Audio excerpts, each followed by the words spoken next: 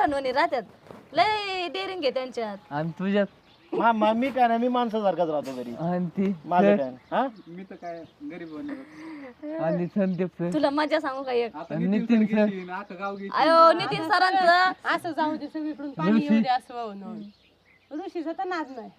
हा? ऋषी श्रीगोंद फेमस आहे. ऋषींचं काय आहे? बायकांचा आधार आहे ते नाही पडत. शूटिंग चांगलं झालं ना कुठं? लय दिवसानंतर होय. लय एकच नंबर. याच्या अगोदर कुठे काम केलं का?